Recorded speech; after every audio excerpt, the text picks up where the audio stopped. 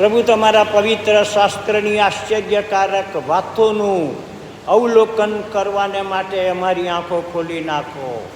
હે યહોવા, બોલો કેમ કે તમારો સેવક સાંભળે છે. હે યહોવા, બોલો કેમ કે તમારી સેવિકા સાંભળે છે. તમારા સેવકનો મુખ બનો, રાજ્યાસન ઉપરથી વાણી તમે મોકલી આપો. અમારી સાથે ને પાસે રહેજો. પવિત્ર આત્મા દેવ, અમારી મુલાકાત કરજો. તમારા વચન મારફતે અમારી સાથે બોલજો. તમારા સેવકનું મુખ બનજો.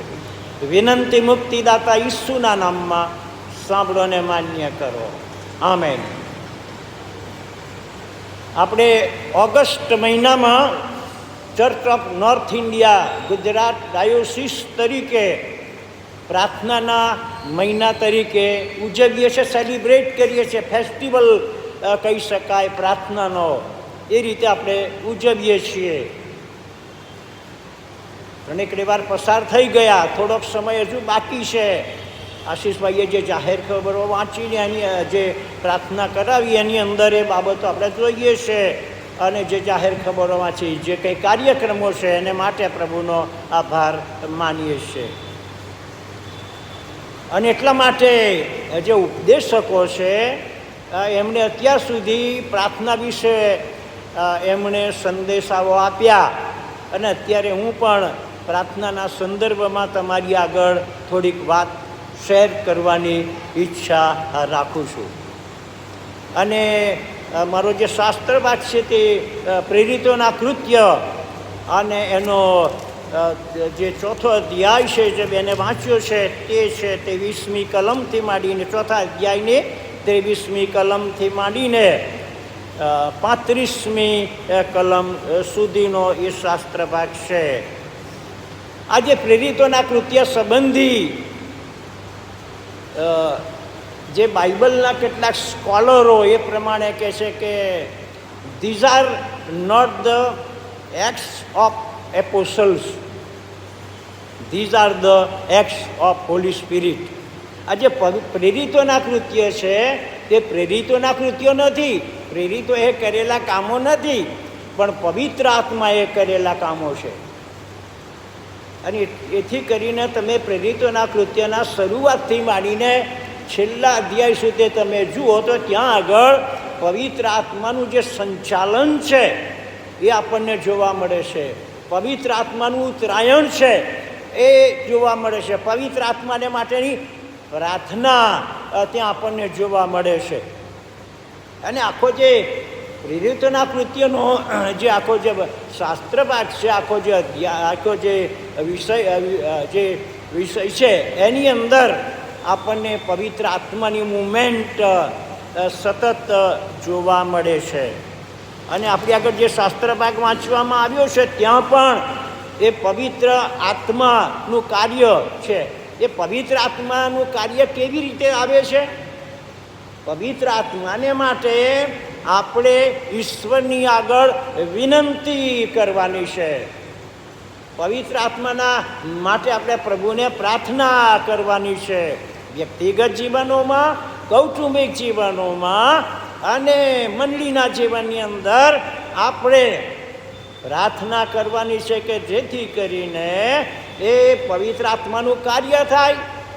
અને એટલા માટે ડાયોસીસ તરીકે આ એક આખો મહિનો આપણે જ્યારે ફેસ્ટિવલ ઉજવીએ છીએ અને પ્રાર્થનાનું પર્વ પાડીએ છીએ ત્યારે આપણે એના સહભાગી પણ છીએ. જો કે મને તો એક બાબત તો ચોક્કસ કહેવાની ઈચ્છા થાય છે કે શા માટે ઓગસ્ટ જ મહિનો?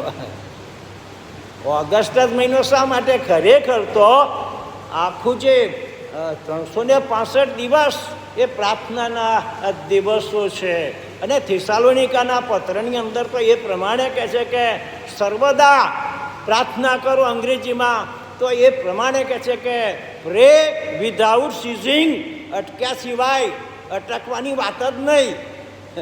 પ્રાર્થના સતત ચાલુ ને ચાલુ રહેશે. Prayer goes up, blessings come down. જો પ્રાર્થના ઉપરની બાજુએ જાય તો પછી આશીર્વાદ નીચે ઉતરે. હા, જે બાબતો છે એને આપણે સ્વીકાર કરવાની પણ જરૂર છે.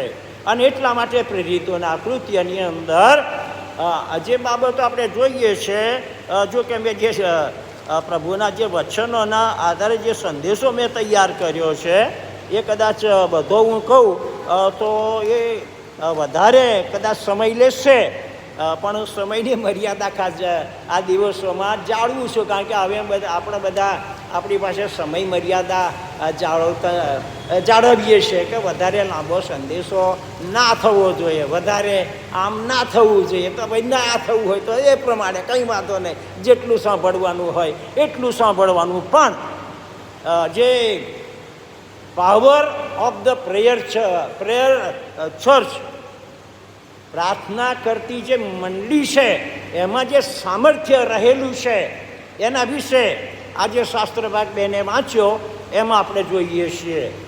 અને ત્યાં આગળ પીતર અને યોહાનની એન્ટ્રી આપણે ત્યાં જોઈએ છીએ.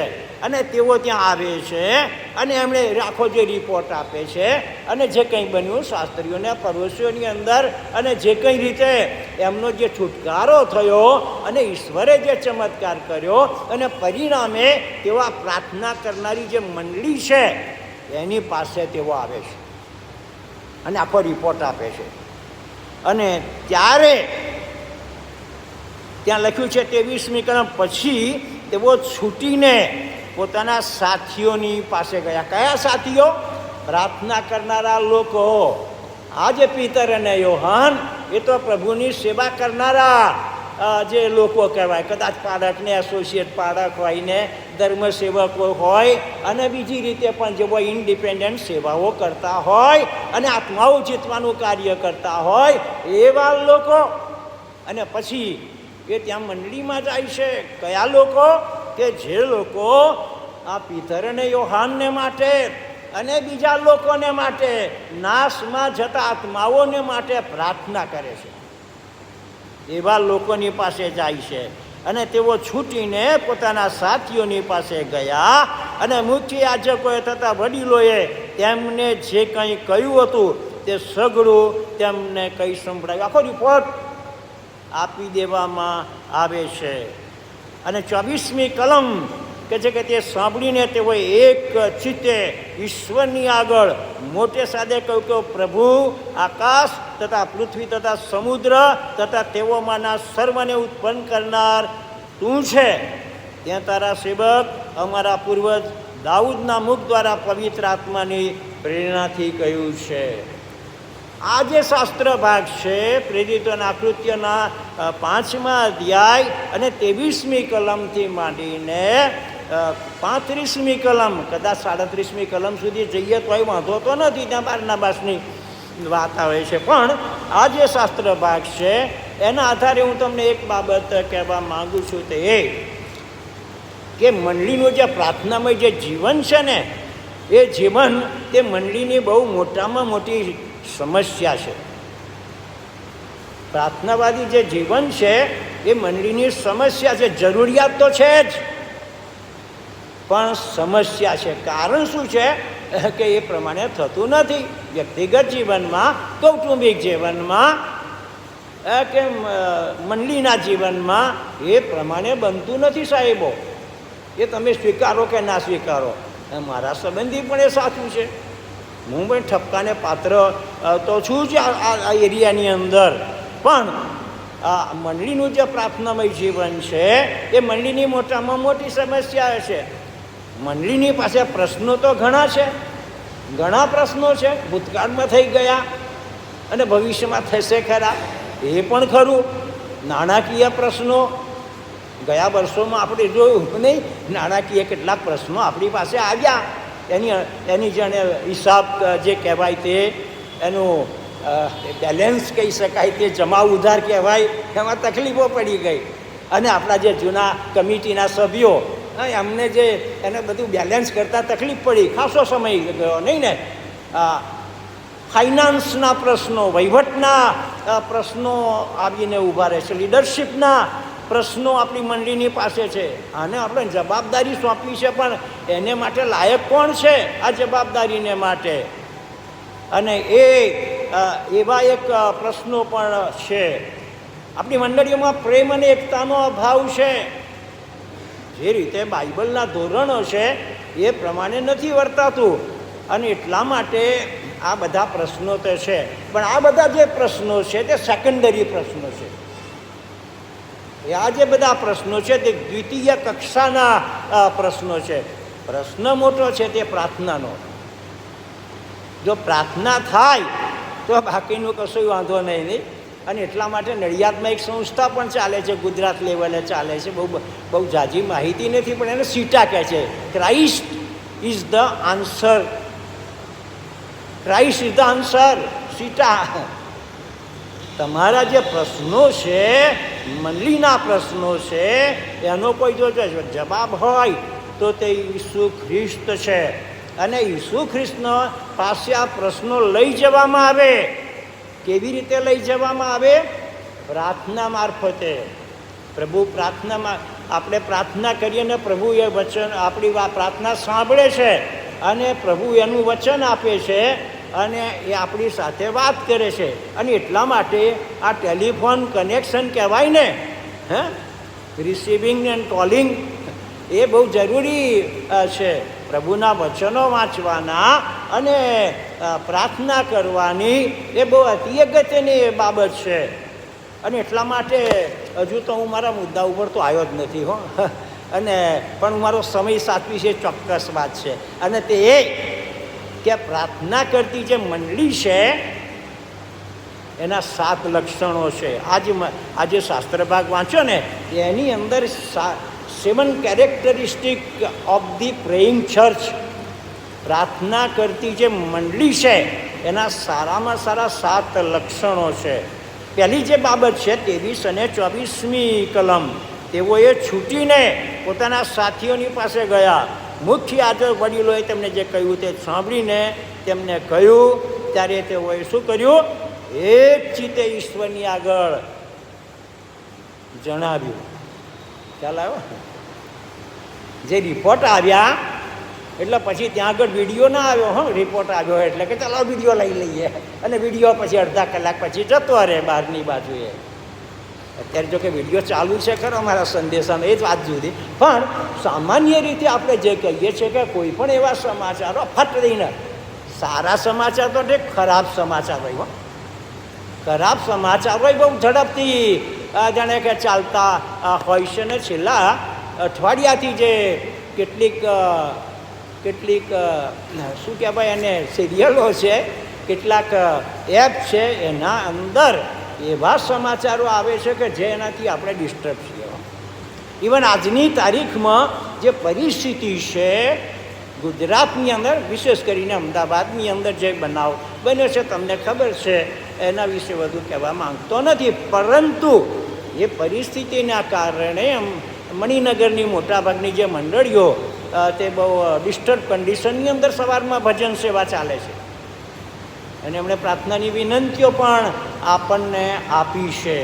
ઇવન બીજી જગ્યાઓની અંદર પણ એ બાબતો બને છે. 2 છોકરા તે લડતા હોય અને મારામારી થતી હોય, એમાં પહેલાં કોલેજના કે યુનિવર્સિટીના લોકોનું શું, કે પછી જે તે નોકરીની સંસ્થાના સંદર્ભમાં શું વારું આપણો એ વિષય જાણે કે અત્યારે નથી. પણ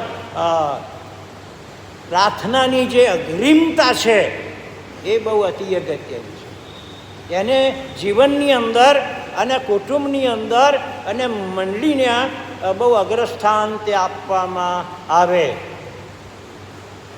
અને એ અગ્રિમતા આપણે કેળવવાની જરૂર છે. અને અહીંયા આગળ આપણે એ જોઈએ છે.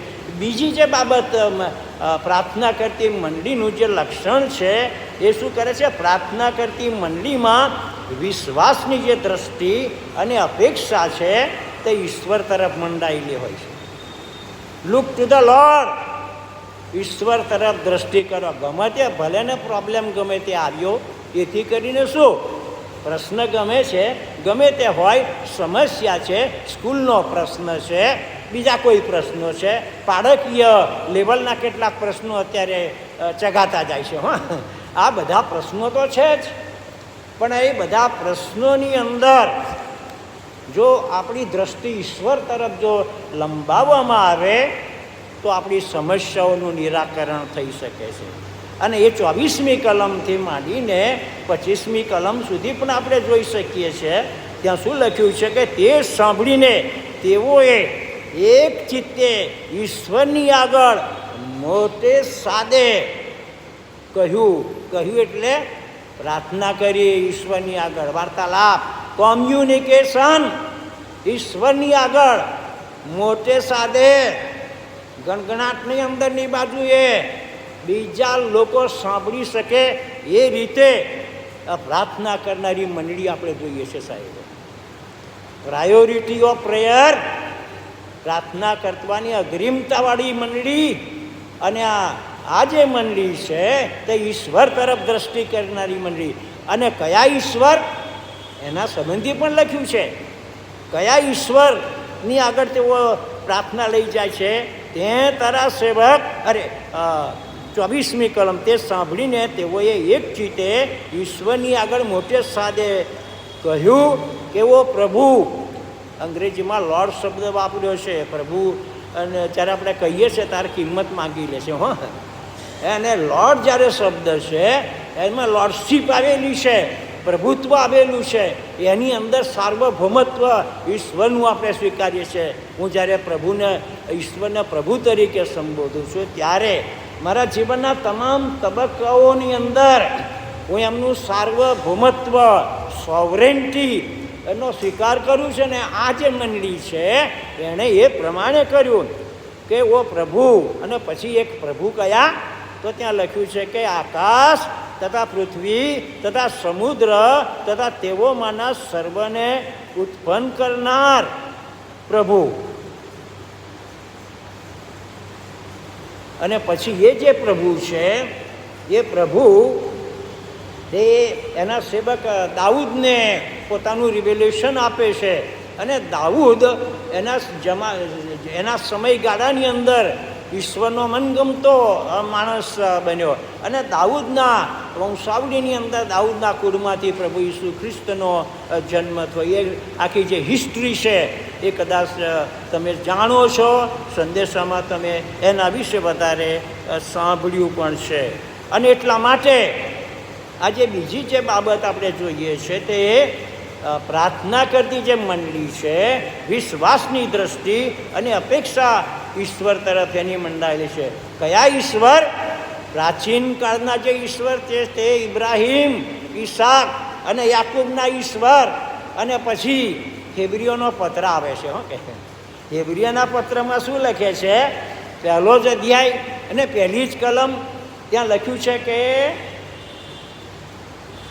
પ્રાચીન કાળમાં પ્રબોધકો દ્વારા આપણા પૂર્વજોની સાથે ઈશ્વર અનેક વાર અને અનેક પ્રકારે બોલ્યા. અને ત્યાં છેલ્લા સમયમાં તેમના પુત્ર દ્વારા બોલે છે. રિવિલેશન, ઈશ્વરનું જે પ્રકટીકરણ કંઈ આવ્યું? ઈસુ ખ્રિસ્તમાં. અને એના સંબંધે યોહાનની સુવાર્તા પહેલો અધ્યાય શબ્દ સંદેશ થયો અને આપણી મધ્ય આવ્યો. અને એ શબ્દ તો ઈશ્વર પોતે હતા. ગોડ ઇન ઇટર્નિટી, અનંતકાળના જે ઈશ્વર છે તેમણે આપણી આગળ રજૂ કર્યું. આપણા જે કવિઓ છે ભારતના, ગુજરાતના, તે ઘણી વખત એમના ગીતો છે, મને કોને પરમેશ્વર કેવા હશે ને શું કરતા હશે, કંઈ રહેતા હશે. અને ત્યાં જે વૃક્ષ છે એની ડાળીમાં પેલી કોયલ બોલે છે. અને ત્યાં સુધી કવિ પહોંચી જાય છે કે એવા ઈશ્વર ક્યાં છે, અમારે એમને જોવા છે. અને આપણા જે સાધુ અને સંતો ભારતના એ પાછા ત્યાં હિમાલયની તળેટીમાં પ્રાર્થના કરે છે વર્ષોથી. તમસો માં જ્યોતિર્ગમ, ઈશ્વર તમે જ્યોતિ સમાન છો, અમને મુલાકાત આપો. અને એ ઈશ્વર ઈસુ ખ્રિસ્તમાં પ્રગટ થાય છે અને રજૂઆત કરે છે.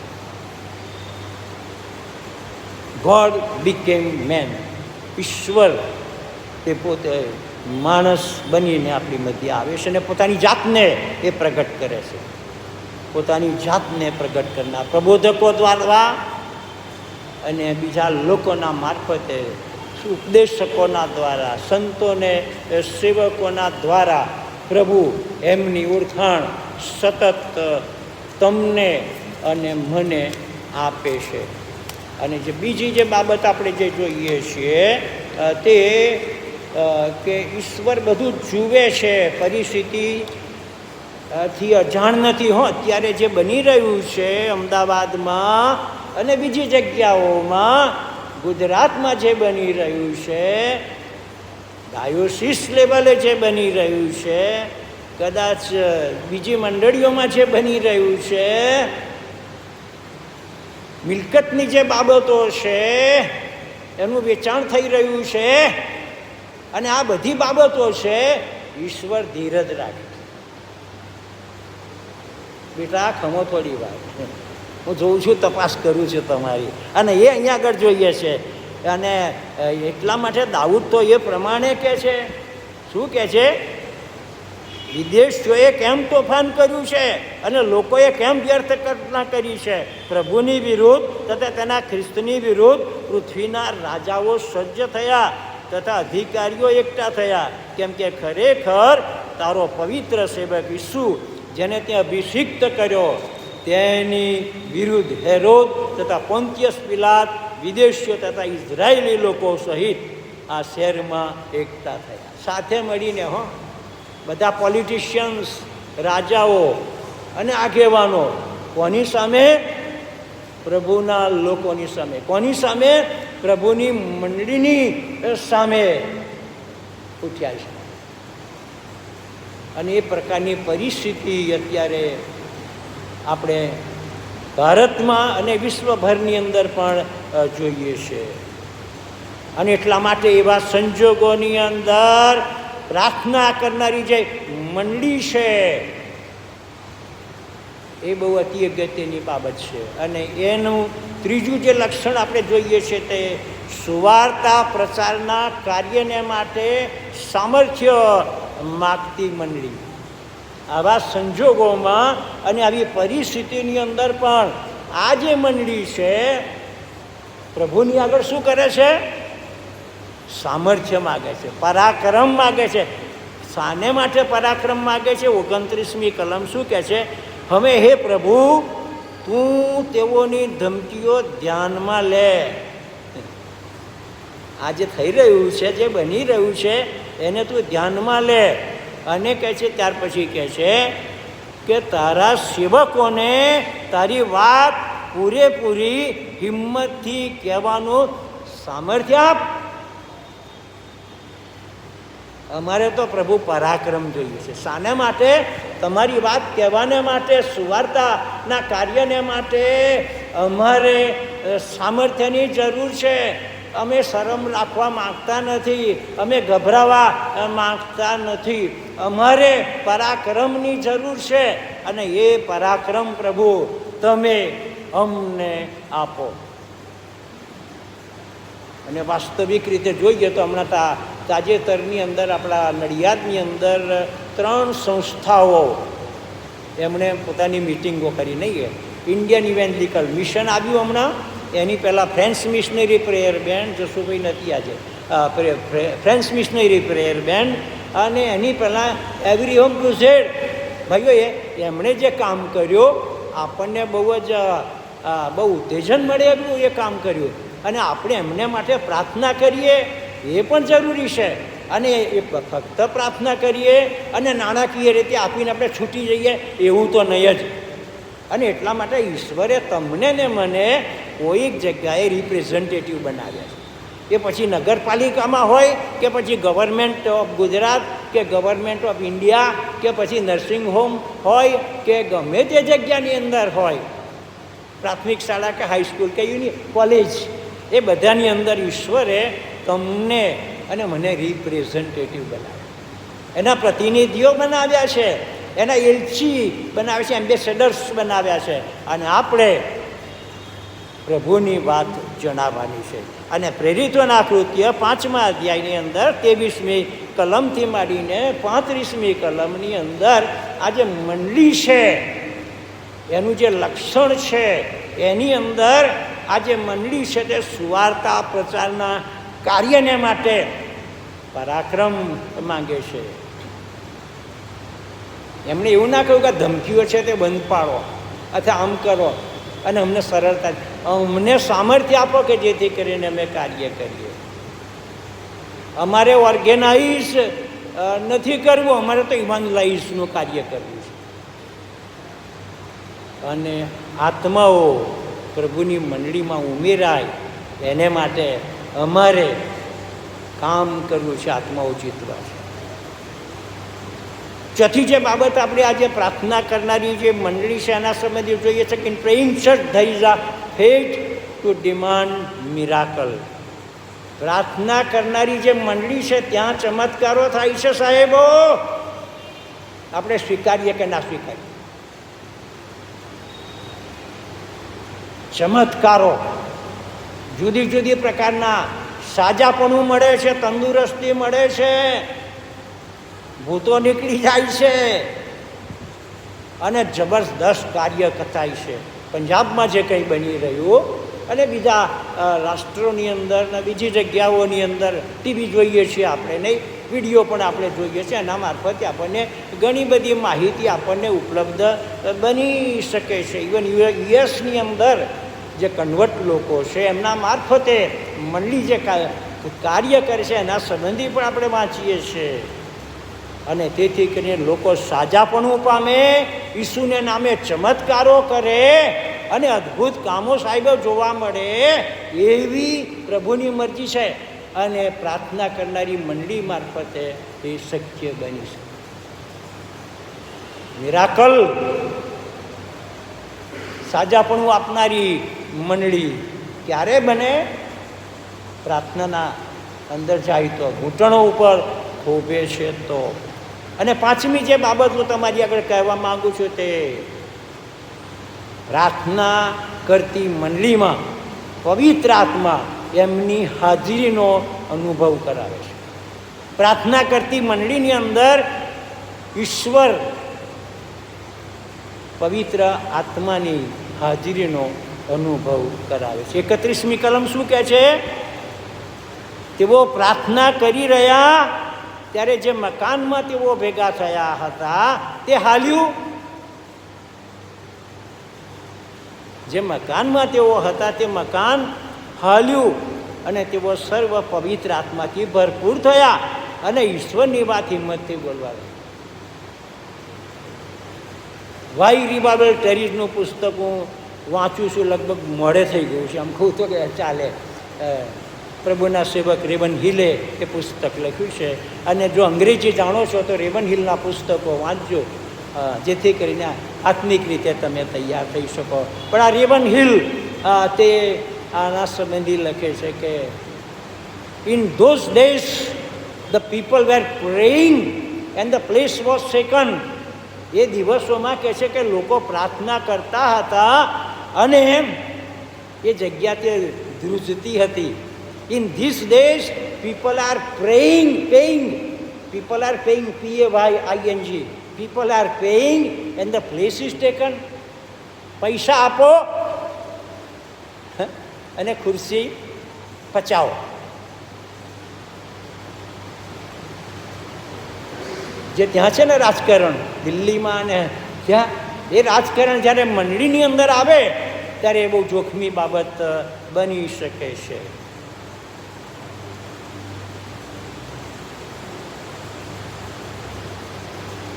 પ્રાર્થના કરતી મંડળીમાં લોકો પવિત્ર આત્માથી ભરપૂર બને છે. ફુલનેસ ઓફ ધી હોલી સ્પિરિટ, પવિત્ર આત્માથી ભરપૂર. અને એફેસના પત્રની અંદર પાઉલ એ જ કહે છે કે મદ્યપાન કરીને મસ્ત ન થાવ, એ દુર્વ્યસન છે, પણ પવિત્ર આત્માથી ભરપૂર થાવ. ફુલનેસ ઓફ ધ હોલી સ્પિરિટ. પીધેલો માણસ, બધા લાખો લોકો હોય પણ પીધેલો તમને ખબર પડે કે આ પીધેલો છે. એ જે પીધેલી પરિસ્થિતિની અંદર છે એ. અને એ જ રીતે પવિત્ર આત્માથી ભરપૂર માણસ હોય, પવિત્ર આત્મા જેના જીવનની અંદર હોય, એ ખબર પડે પાછું. કે આ માણસ સામાન્ય નથી, અસામાન્ય માણસ છે, એના જીવનની અંદર કંઈક જુદી પ્રકારનું છે. પછી તમે ટ્રેનમાં મુસાફરી કરતા હોય, બસમાં મુસાફરી કરતા હોય, નગરપાલિકાની અંદર હો કે મ્યુનિસિપાલિટીમાં હો કે પછી ગમે ત્યાં હો, પણ એની અસરો એક યા બીજી રીતે વર્તાય છે. અને સાતમી જે બાબત છે તે એ કે પ્રાર્થના કરતી મંડળીમાં ઈશ્વરના લોકોના જીવનમાં મોટી કૃપાનો અનુભવ જોવા મળે છે. અને 32મી કલમથી 35મી કલમમાં એ દેખાય છે. શું કહે છે ત્યાં આગળ? વિશ્વાસ કરનારાઓનું મંડળ એક મનનું અને એક જ જીવનું, one mind and one spirit, એક જ મનનું અને એક જીવનું હતું. અને પોતાનામાં જે વાના હતા તેમાંનું કંઈ મારું પોતાનું છે એવું કોઈ કહેતું જ નહીં, પણ સઘળી વસ્તુઓ તેઓ સર્વને સામાન્ય હતી. પ્રેરિતોએ મહાપરાક્રમી પ્રભુ ઈસુના પુનરુત્થાનની સાક્ષી પૂરી અને તેઓ સર્વના ઉપર ઈશ્વરની ઘણી કૃપા હતી. ગ્રેસ, કેમ કે તેની કૃપા, કૃપા ઉપર કૃપા, કેમ કે તેની કૃપા. અને એ પ્રભુની કૃપા આ મંડળીની અંદર હતી. અને જ્યારે આ મંડળીના જે કેરેક્ટરિસ્ટિક, એના લક્ષણો આપણા વ્યક્તિગત જીવનમાં આવે છે, આપણા કુટુંબની અંદર આવે છે, આપણા સમાજની અંદર આવે છે, ત્યારે ઉત્તમ કાર્યો તે થાય છે. એક મનના એક ચેતના બન્યા. માલ મિલકતના પ્રશ્નો તો ગૌણ બની ગયા. અત્યારે લોકોનું ટેન્શન કેટલાક વખતે શું, માલ મિલકતની અંદર આનું શું થશે, પેલું જતું રહેશે તો આનું થશે, પેલું જતું રહેશે તો શું થશે. એટલે આપણે આત્માઓના સંબંધી થોડોક વિચાર કરો, એ અગત્યનું છે. માલ મિલકતના પ્રશ્નો તો ઓટોમેટિક એનું સોલ્યુશન આવી શકે, સર્વસામાન્ય. અને સંગતનું જીવન સાહેબ અહીંયા આગળ જોઈએ છે. તેઓ વેચેલી વસ્તુઓનું મૂલ્ય આપીને પ્રેરિતોના પગ આગળ મૂકતાને જેને જેની અગત્ય હતી તે પ્રમાણે તેને વહેંચી આપવામાં આવતું હતું. અત્યારે કે સિસ્ટમ આપણી જુદી છે, એ જુદી વસ્તુ છે, પણ એટલીસ્ટ એ સિસ્ટમની અંદર પણ અમે આપણને ગૂગલે સારી વ્યવસ્થા કરી છે, નહીં કે ગૂગલે બહુ સારી વ્યવસ્થા કરી છે. અને એટલા માટે પહેલી તારીખ આવે મેં નક્કી કર્યું છે, એટલે હું કહું છું. અને તે એ કે બની શકે તો આપણે જે મંડળીમાં જે આપવાનું છે, કદાચ કોઈ સંસ્થાને આપણે આપવાનું છે, બીજી કોઈક જરૂરિયાતને માટે તમે આપી શકો છો. પહેલી તારીખે હિસાબ ચૂકતો, પહેલી તારીખે જો આપણને સેલેરી મળતી હોય, પહેલી તારીખે જો આપણને પેન્શન બેંકમાં જમા થતું હોય, તો આપણે ઈશ્વરને પહેલી તારીખે કેમ ના આપીએ, નહીં? અને એના વિશે પણ વિચાર કરવાની જરૂર છે. 7 કેરેક્ટરિસ્ટિક્સ ઓફ પ્રેઇંગ ચર્ચ, પ્રાર્થના કરતી જે મંડળી છે એના 7 લક્ષણો. અને આ બાબત જણાવીને હું બંધ કરવા માગું છું. પ્રભુ આપણને બહુ જ કૃપા આપે કે આપણા વ્યક્તિગત જીવનમાં એ પ્રાર્થનાનું સામર્થ્ય મળે, પ્રાર્થનાનું પરાક્રમ પ્રાપ્ત થાય. આંસુઓ અને જે સેવા છે એ આપણને પ્રભુ આપણને ટ્રાય ટીયર્સ, આંસુઓ વહાવો, કે જેથી કરીને આત્માઓ તે પ્રભુની પાસે આવે. આપણા પ્રશ્નો અને સમસ્યાઓ વ્યક્તિગત, કૌટુંબિક અને મંડળીના એ પ્રાર્થના મારફતે એની અંદર ફેરફારો આવે, કે પ્રશ્નોનું સમાધાન થાય, એવી પ્રભુની મરજી છે. પ્રાર્થના કરીએ, આંખો બંધ કરીએ, પ્રભુની કૃપા માંગીએ.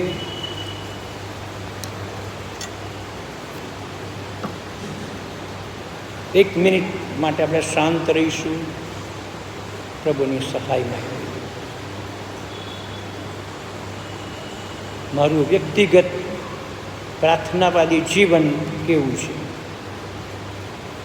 શું મારે ત્યાં કૌટુંબિક પ્રાર્થનાની વેદી સળગે છે? મારી મંડળીના સંદર્ભમાં શું હું મારા બાળકને, એમના કુટુંબને જવાબદાર સભાસદોને, મંડળીના સભાસદોને હું પ્રાર્થનામાં ધરું છું. જે સળગતા પ્રશ્નો છે એની સામે મારો પ્રત્યુત્તર કેવો છે? શું મારી બધી બાબતો પ્રભુની સમક્ષતામાં હું લઈ જઉં છું? પ્રશ્ન પોતાની જાતને પૂછવાનો છે અને પોતાએ ઈશ્વરને એ જવાબ આપવાનો છે.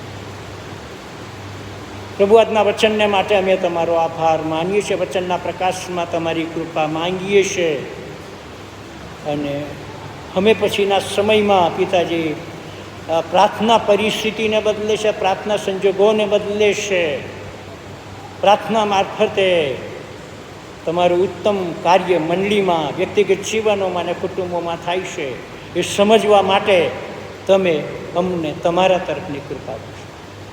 અને વિનંતી મુક્તિદાતા ઈસુના નામમાં હું તમારી પાસે લાવું છું. સાંભળો અને માન્ય. આમેન.